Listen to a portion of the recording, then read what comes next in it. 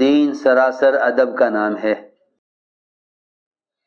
اگر مسجد کا ادب نہیں ہے تو مسجد سے باہر کے جتنے بھی شعبے ہیں ان میں سے کسی شعبے کا دین زندگی میں نہیں آئے گا۔ مسجد سے باہر کی بے دینی اور مسجد سے باہر کا سارا فساد اور مسجد سے باہر کے جتنے بھی نقشے ہیں وہ حکام سے متعلق ہیں تو حکومتوں میں اختلاف، وہ عوام سے متعلق ہیں تو عوام میں اختلاف، وہ معاملات سے اور معاشرے سے متعلق ہیں تو ان میں بے دینی جو آوے گی وہ مسجد کی بے دینی سے آوے گی۔ مسجد کی بے دینی سے باہر کے ماحول میں بے دینی آئے گی اور مسجد کے دین سے باہر کے ماحول میں دین آئے گا۔ اگر مسلمان اللہ کے گھر میں داخل ہو کر آداب کا پابند نہ ہو تو باہر کے ماحول میں آداب کا پابند کیسے ہوگا؟ اتنا شور مسجد میں۔ عمر رضی اللہ تعالیٰ عنہ اگر کسی کو بلانا چاہتے تو آواز نہیں دیتے تھے، کنکر پھینک کر اس کو متوجہ کرتے۔ جب وہ متوجہ ہوتا تو پھر ہاتھ سے اشارہ کرتے۔ یہ تھا معمول۔ اگر کسی کو بلانا بھی ہے مسجد میں تو اس کو کنکر پھینک کر اسے متوجہ کرتے، پھر وہ دیکھتا کنکر کے لگنے پر پھر اس کو اشارہ کرتے۔ یہ بھی کہنا مسجد میں کہ فلاں آدمی کہاں ہے، اسے بھی آواز سے کہنے والے کے لیے حضور اکرم صلی اللہ علیہ وسلم کی بددعا ہے۔ ایک آدمی نے اپنے کھوئے ہوئے اونٹ کا مسجد والوں سے کہا، بھائی میرا اونٹ کھویا گیا ہے، کسی کو ملے تو بتلا دینا۔ اتنا کہنے والے کے بارے میں حضور اکرم صلی اللہ علیہ وسلم نے بددعا فرمائی اور یہ فرمایا کہ اللہ کرے تیرا اونٹ کبھی نہ ملے، تیرا اونٹ کبھی نہ ملے۔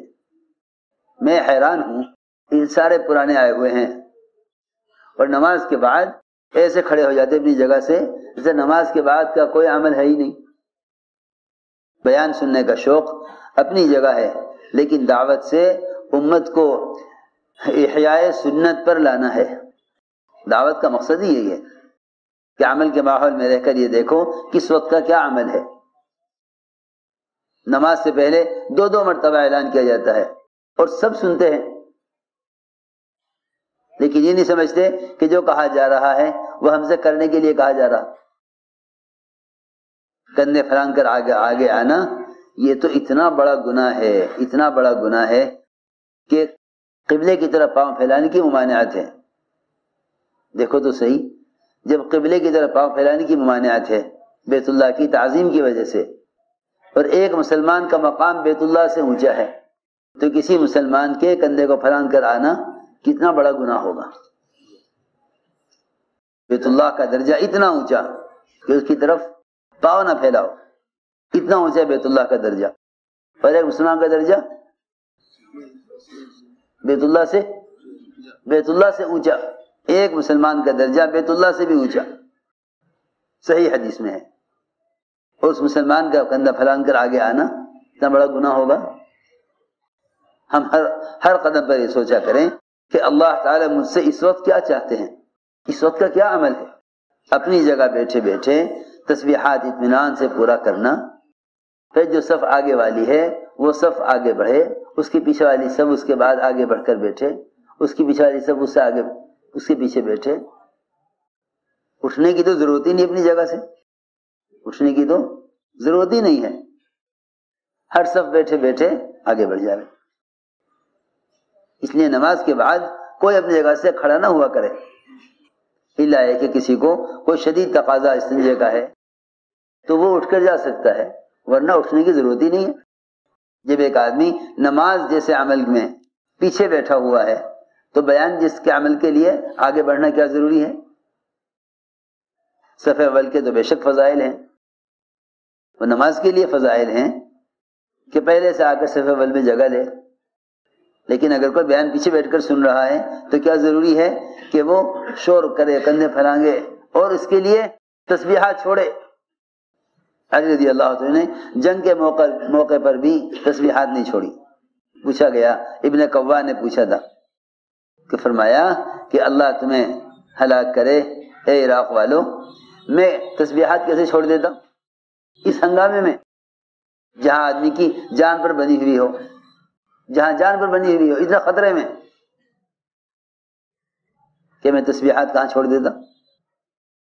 اپنی جگہ اطمینان سے بیٹھ کر نماز کے بعد کے جتنے اوراد اور وظائف اور اذکار ہیں، یہ تو کام تو احیاء سنت کے لیے ہے، کوئی کھیل تو نہیں ہے، یہ کوئی میلہ تو نہیں ہے۔ عوام کریں تو چلو، عوام کو خبر نہیں، کام کرنے والے سمجھدار، کام جاننے والے، کام کرنے والے عملہ بیان سننے کو نماز کے بعد کی تسبیحات پر ترجیح دینا کتنی بڑی جہالت ہے کہ بھائی آگے بڑھ کے بیان سنیں گے اور تسبیحات چھوڑ کے جا رہا، تسبیحات چھوڑ کر جا رہا۔ فجر کی نماز کے بعد اگر سلام پھیرنے کے بعد 10 مرتبہ سورہ اخلاص پڑھ لیں، کتنی مرتبہ؟ 10 مرتبہ سورہ اخلاص پڑھ لیں تو صبح سے لے کے رات تک شیطان باوجود اپنی پوری کوشش کے اس سے کوئی گناہ نہیں کروا سکتا۔ باوجود پوری کوشش کر لے شیطان کہ اس سے کوئی گناہ کروا لے، شیطان نہیں کروا سکتا۔ اگر فجر کی نماز کے بعد 10 بار سورہ اخلاص پڑھ لے، اگر ہم ہر وقت اس بات کی فکر میں نہیں ہیں کہ اس وقت حضور اکرم صلی اللہ علیہ وسلم نے کیا کیا، اس وقت کیا کیا، اس وقت کیا کیا، اگر اس کی کوشش نہیں ہے تو پھر میرے دوستو عزیزو تبلیغ پروگرام بن کر رہ جائے گا۔ کیا بنے گا؟ پروگرام ہوتے ہیں، ان پروگراموں کے اندر اللہ کا ذکر نہیں ہوتا۔ نماز کے بعد کے اذکار کو چھوڑ کر مجمع کا کھڑا ہو جانا سلام پھرتے ہی، اور یہ چاہنا کہ آگے بیٹھ کے بیان سنیں، جو آگے نہیں بڑھے نماز کے لیے وہ بیان کے لیے کیوں آگے بڑھے؟ آگے بڑھنے کے فضائل تو کس کے لیے ہیں؟ نماز میں صف اول کے لیے ہیں، اور اگر بھری صبح نماز پڑھی ہے تو بیان بھی بیٹھ کے سن لو۔ اس کے لیے کیا ضروری ہے کہ کندھے پھیلان کر آگے آویں اور نماز کے بعد کے سارے اذکار چھوڑ کر؟ میرے دوستو عزیزو، دین کا حسن اور دین کی پختگی وہ تو دعوت اور عبادت کو جمع کرنے میں ہے، یہ نہیں کہ دعوت کے لیے عبادت کو چھوڑو اور بیان کے لیے تسبیحات کو چھوڑو۔ اس کا مطلب یہ ہوا کہ پھر سننا بغیر مقصد کے ہے، سننا بغیر مقصد کے، تو سننا بے مقصد ہو جائے گا۔ اگر عمل کو چھوڑ کر علم میں لگ رہا ہے تو یہ علم نفع نہیں دے گا، یہ علم نفع نہیں دے گا جس علم میں لگا ہوا ہے عمل کو چھوڑ کر۔ ہمارا کام تو دعوت کے اجتماعات اور ایک جگہ جمع ہو کر عمل میں لگنے سے ساری امت کو عملی دین دکھلانا ہے کہ عملی دین کیا ہے۔ یہ کتابوں میں کاپیوں میں یہ مطالعے کا دین ہے، مشاہدے کا دین نہیں ہے۔ عملی دین، مشاہدے کا دین، نظر آنے والا دین وہ ہے جو مسلمان کے عمل سے ظاہر ہو۔ اسلام اس سے پھیلے گا، کتابوں سے نہیں پھیلے گا، کتابوں سے نہیں پھیلے گا۔ اسلام اس سے پھیلے گا کہ مسلمان کے اپنے عمل سے اسلام نظر آئے۔ ہندا نے فتح مکہ کی رات کی عبادت کو دیکھ کر اسلام قبول کر لیا۔ حضرت ابو سفیان نے کہا کہ ہندا تو اسلام کا انکار کرتی تھی، تجھے کیا ہوا کہ تم نہیں جانتے رات بیت اللہ میں کیسی عبادت ہوئی ہے؟ اگر منظر دیکھ لو، میں نے تو صحابہ کی عبادت کو اور ان کے راتوں کے اللہ کے سامنے سجدہ کرنے کو اجتماعی طور پر دیکھ کر میں نے تو اسلام قبول کر لیا۔ بتلاؤ، جب ایک ضدی کافرہ اسلام سے نفرت کرنے والی صحابہ کی اجتماعی تہجد کو اور عبادت کو دیکھ کر اسلام قبول کر سکے، اگر ہم ہر وقت کے عمل کو اس وقت میں کریں گے تو ہمارا عمل امت کے لیے کیسا نمونہ بنے گا؟ غفلت، ایک تو وہ لوگ غافل ہیں جو کلمہ نماز جانتے ہی نہیں ہیں، ذکر دعاؤں کو جانتے ہی نہیں ہیں۔ ان کی غفلت اتنی بڑی مصیبت نہیں ہے جتنی بڑی مصیبت ان لوگوں کے لیے ہے جو ان تمام اذکار اور اعمال کو جانتے ہیں اور پھر عمل نہیں کرتے۔ ان كنت لا تدری فتلك مصیبۃ وان كنت تدری فالمصیبۃ اعظم، کہ نہ جاننا تو ایک مصیبت ہے ہی، اور جانتے ہوئے عمل نہ کرنا اس سے بڑی مصیبت ہے۔ میں تو کھڑا تماشا دیکھ رہا تھا، میں نے کہا دیکھو ہماری مسجد سارے عالم کا مرکز، اور یہاں نہ تسبیحات کا اہتمام، نہ نماز کے بعد کا اذکار کا اہتمام، نہ دعا کا انتظار، کچھ نہیں، اٹھو بھاگو آگے بڑھو۔ نہیں، ایسا نہیں ہونا چاہیے۔ ہر شخص ہر پرانا کام کے اعتبار سے امت کے لیے نمونہ بنے، امت کے لیے جو کھڑا ہو اسے پکڑ کر وہیں بٹھا لیں کہ نہیں بیٹھو، نماز کے بعد کی تسبیحات ہیں۔ حضور اکرم صلی اللہ علیہ وسلم دیر تک بیٹھے رہتے نماز کے بعد فجر کی، اپنی جگہ پر طلوع آفتاب تک بیٹھے رہتے، اشراق تک بیٹھے رہتے، اور صحابہ آپ کے ساتھ بیٹھے رہتے۔ اس لیے اپنے آپ کو پابند بناؤ، اپنے آپ کو پابند بناؤ۔ پابندی کا نام تربیت ہے، آزادی کا نام حیوانیت ہے، پابندی کا نام تربیت انسانیت ہے، اور آزادی کی آزادی حیوانیت ہے کہ آدمی جس وقت جو چاہے کر لے، ایسا نہیں ہے، بلکہ مسلمان کے تو 24 گھنٹے ایسے اذکار میں ہیں کہ ایک ذکر سے فارغ ہوتا ہے دوسرے ذکر میں داخل ہوتا ہے، ایک عمل سے فارغ ہوتا ہے دوسرے عمل میں داخل ہوتا ہے۔ وہ کافر کی زندگی ہے جس کا احاطہ غفلت نے کیا ہوا ہے، اور مومن کی زندگی کے وقت کا احاطہ اعمال نے کیا ہوا ہے، ایک عمل سے فارغ ہوگا دوسرا عمل شروع ہو جائے گا۔ نماز کا سلام پھرتے ہی فوراً اس کے ذمے نماز کے بعد کے اذکار اور اعمال ہیں۔ جب نماز کے بعد کے اذکار سے فارغ ہو جاؤ تو پھر یہ فرمایا کہ مسجد میں کسی علمی حلقے میں جڑ جاؤ، کسی علمی حلقے میں جڑ جاؤ۔ ابن عباس فرماتے ہیں رضی اللہ تعالیٰ عنہ کہ نماز کے بعد کسی علمی حلقے سے استفادہ کرنا یہ نماز کے بعد کا عمل ہے، یہ نماز کے بعد کا عمل ہے کہ نماز ہو چکی ہے، اب نماز کے بعد کے اذکار سے فارغ ہو کر کسی علمی حلقے میں بیٹھو اور علمی حلقے سے استفادہ کرو۔ یہ نماز کے بعد کا ذکر ہے، یہ نماز کے بعد کا عمل ہے، کہ مسجد نبوی کے اندر صبح سے شام تک اعمال چلتے رہتے تھے۔ ہر مسجد میں آنے والے کو عمل ملتا تھا۔ یہ فرماتے ہیں کہ نماز کے بعد تجارت کے لیے جانا نہیں، بلکہ نماز کے بعد علمی حلقے میں بیٹھو۔ ابن عباس فرماتے ہیں کہ نماز کے بعد اللہ کے ذکر میں پھیلنا طلب رزق کے لیے نہیں بلکہ طلب علم کے لیے ہے۔ کہیں کے لیے ہے؟ طلب علم کے لیے۔ کہیں کے لیے؟ طلب علم کے لیے ہے۔ اذا قضیت الصلاۃ فانتشروا فی الارض وابتغوا من فضل اللہ۔ فرماتے ہیں ابن عباس رضی اللہ تعالی عنہ کہ نماز ہو چکے تو اس کو چاہیے کہ طلب علم کے لیے کسی حلقے میں بیٹھ جاوے اور علم حاصل کرے۔ کیا حاصل کرے؟ علم حاصل کرے۔ اور اگر اسے مسجد سے باہر نکلنا ہی ہے تو 3 کاموں کے لیے نکلے، یا کسی مریض کی عیادت کے لیے، یا کسی جنازے کے پیچھے چلنے کے لیے، یا کسی مسلمان کی زیارت کے لیے۔ یہ 3 کام بتلائے، گشت یا عیادت کسی مریض کی، یا کسی جنازے میں شرکت۔ اور مسجد میں رہے تو یہ زیادہ بہتر ہے، استحباب کا درجہ ہے۔ اور اگر اس کو تجارت کا تقاضا ہے تو تجارت کے لیے جا سکتا ہے، اس کی اجازت ہے، اس کی اجازت ہے کہ تجارت کے لیے جا سکتا ہے، نماز کے بعد تجارت کے لیے جا سکتا ہے۔ بہتر یہ ہے کہ نماز کے بعد اذکار سے فارغ ہو کر کسی علمی حلقے میں بیٹھ جائے، کیونکہ مسجد کے 2 عمل تھے، علم اور ایمان، جن کی وجہ سے عبادات میں کمال تھا۔ علم اور ایمان، یہ 2 چیزیں اصل مسجد کا عمل تھی، علم اور ایمان۔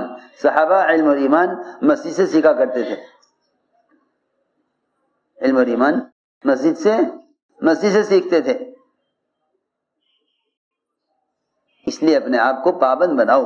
میں روزانہ تماشا دیکھ رہا مسجد میں، نماز سے پہلے اعلان ہو رہا، بھائی نماز کے بعد اپنی جگہ بیٹھ کر دعا کر مانگیں، اذکار پورے کریں، کبھی سب سے نہ اٹھے 2 مرتبہ، اور نماز کے بعد ایک آدمی کھڑے ہو کے بیٹھ جاؤ بیٹھ جاؤ، اللہ تو جب نماز سے پہلے کہہ دیا کہ نہ اٹھو تو اب اس شور کی کیا کہنے کی کیا ضرورت ہے کہ بھائی کہا گیا تھا نہیں نماز سے پہلے، آپ سب نے سنا تھا، پھر کیوں کھڑا ہو گیا مجھے اپنی جگہ سے؟ جو کچھ کہا جاتا ہے وہ تو کرنے کے لیے کہا جاتا ہے نا، پھر اپنی جگہ سے اٹھنے کا کیا مطلب؟ جو کچھ کہا جاتا ہے وہ تو عمل کے لیے کہا جاتا ہے۔ نماز کے بعد کے اذکار کے تو بڑے فضائل ہیں، اللہ اکبر۔ فاقے سے تنگ آ کر اور گھر کی ساری پریشانیوں سے تھک کر حضرت علی نے فرمایا کہ فاطمہ تم ہی جاؤ اپنے باجی کے پاس اور دیکھو اس وقت بکری آئی ہوئی ہیں اور غلام آئے ہوئے ہیں، ان سے قیدی کوئی غلام لے آؤ خدمت کے لیے اور بکریاں لے آؤ دودھ کے لیے۔ مجھے تو شرم آتی ہے کہ داماد خود سے کیسے سوال کرے، تم بیٹی ہو چہیتی بیٹی ہو، جاؤ جا کے لے کے آؤ۔ حضرت فاطمہ رضی اللہ عنہا کے سارا گھر کا حال بیان کیا، یہ تنگیاں ہیں، یہ پریشانی ہے، یہ پریشانی ہے، بکریاں چاہیے، غلام چاہیے خدمت کے لیے۔ آپ نے حضرت فاطمہ رضی اللہ عنہا کی ساری بات سن کر فرمایا، اے فاطمہ یہ بتاؤ کہ تمہیں مال چاہیے یا؟ اور ابھی جبرائیل علیہ السلام کچھ اذکار دے کر گئے ہیں، وہ اذکار چاہیے۔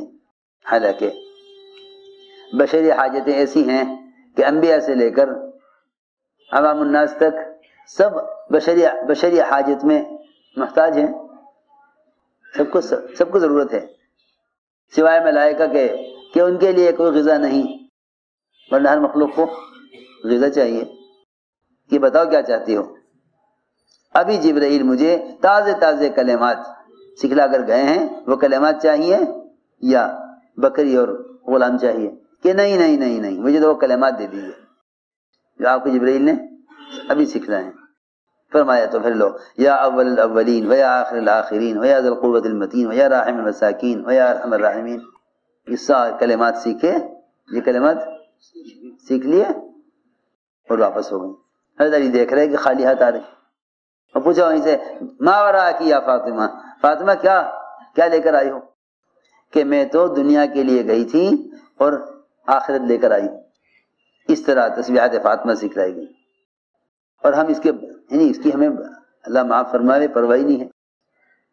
حضرت نے فرمایا کہ تیری زندگی کا سب سے بہترین دن ہے یہ، فاطمہ تیری زندگی کا سب سے بہترین دن ہے، گئی تھی تو دنیا کے لیے لے کر آئی ہے آخرت، تیری زندگی کا سب سے بہترین دن ہے۔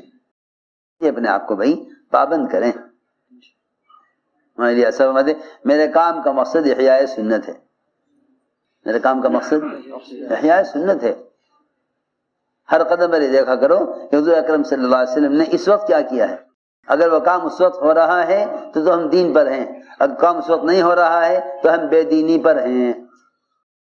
جس وقت کا جو عمل ہے اس عمل کو اس وقت میں کرنا سنت ہے، جس وقت کی جو دعا ہے اس دعا کو اس وقت میں پڑھنا سنت ہے۔ دعاؤں کی خاصیتیں بھی جب ظاہر ہوں گی جب ان دعاؤں کو ان اوقات میں کریں جن اوقات میں حضور اکرم صلی اللہ علیہ وسلم نے ان دعاؤں کا اہتمام کیا ہے۔ نماز کے بعد کیا دعائیں ہیں، نماز کے بعد کے کیا اذکار ہیں، اگر اس کو سوچنے چھوڑ دیا تو گویا اس عمل کا مسنون وقت ختم ہو گیا۔ جس طرح فرض نماز کا وقت متعین ہے، اگر اس وقت میں نہ ہوا تو وہ فریضہ ادا نہیں ہوا۔ بالکل اسی طرح سنتوں کے لیے ہے کہ سنتوں کے لیے بھی اوقات متعین ہیں کہ آپ نے کس وقت کیا عمل کیا، نماز کے بعد کیا دعائیں ہیں، نماز کے بعد کے کیا اذکار ہیں۔ اگر اس کو سوچنے چھوڑ دیا تو گویا اس عمل کا مسنون وقت ختم ہو گیا۔ جس طرح فرض نماز کا وقت متعین ہے، اگر اس وقت میں نہ ہوا تو وہ فریضہ ادا نہیں ہوا۔ بالکل اسی طرح سنتوں کے لیے ہے کہ سنتوں کے لیے بھی اوقات متعین ہیں کہ آپ نے کس وقت کیا عمل کیا۔